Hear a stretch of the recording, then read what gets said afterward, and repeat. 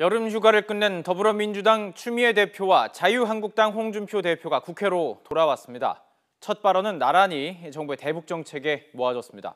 추 대표 대화 노력의 방점을, 또 홍 대표는 전술핵 재배치 등 강경한 대응이 필요하다고 강조했습니다.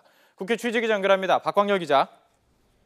네, 국회입니다. 자, 휴가에서 돌아온 두 대표, 약속이나 한 듯 대북 정책을 가장 먼저 언급을 했군요.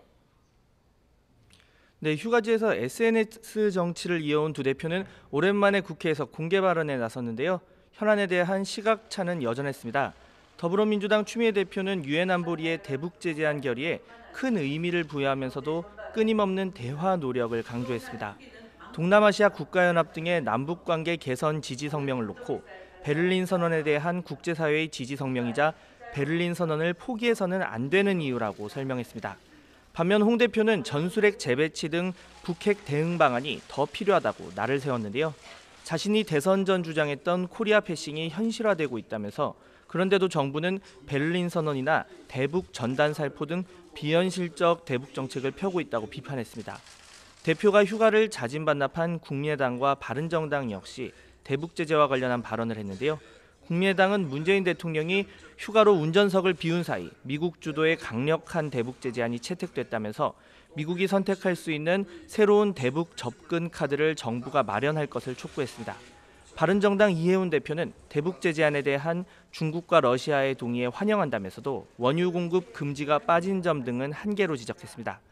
또 결의안 채택 과정에서 우리 정부의 역할을 찾기 어려운 점은 유감이었다고도 덧붙였습니다. 네, 안철수 전 대표의 당대표 출마로 내용을 겪고 있는 국민의당 이야기를 좀 해보죠. 안 대표가 자신을 전기 충격기, 또 안중근에 비유하면서 당권 행보에 나섰는데, 안 전 대표에 대한 반대 의견도 또 만만치가 않은 것 같은데요. 네, 그렇습니다. 이제 후보 등록일이 사흘 앞으로 다가왔는데요. 오늘 오후 4시쯤 안 전 대표 출마를 반대하는 의원들이 안 전 대표와 만나 의견을 전달할 예정입니다. 앞서 의원 10명 정도는 대선 패배에 따른 임시 전당대회에 대선 패배 책임자인 안 전 대표가 나오는 건 적절하지 않다는 의견을 조율했습니다. 비판의 강도도 커지고 있는데요. 대표적 출마 반대파인 이상돈 의원은 오늘 오전 한 라디오 방송에 출연해 안 전 대표의 극중주의를 강하게 비판했습니다. 한마디로 헛소리라는 건데, 그 정도로 전당대회 출마가 말이 안 된다면서 인지 부조화에 빠졌다고 신랄하게 비판했습니다. 원외위원장 109명의 안 전 대표 출마 지지 선언에 대해서도 동의 여부가 정확하지 않고 명단도 밝히지 못하고 있다고 의문을 제기했습니다. 자, 이러다 보니 당내에서 결국 분열까지 초래하지 않을까, 이런 우려의 목소리가 나오고 있는 상황인데, 오전 회의에서 이수호부가 이 문제에 대해서 언급을 했다고요? 네, 물론 의원 개개인이 헌법기관이고 각자 입장을 밝힐 수는 있습니다. 문제는 당직을 맡은 의원들인데요.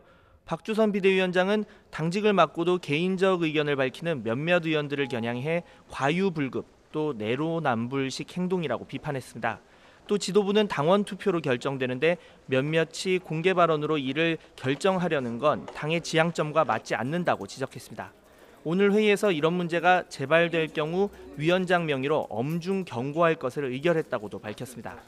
회의에 참석한 조규선 최고위원 역시 국회의원과 일반 당원은 모두 한 표를 행사한다면서 평가와 선택은 당원에 맡겨야 한다고 제안했습니다.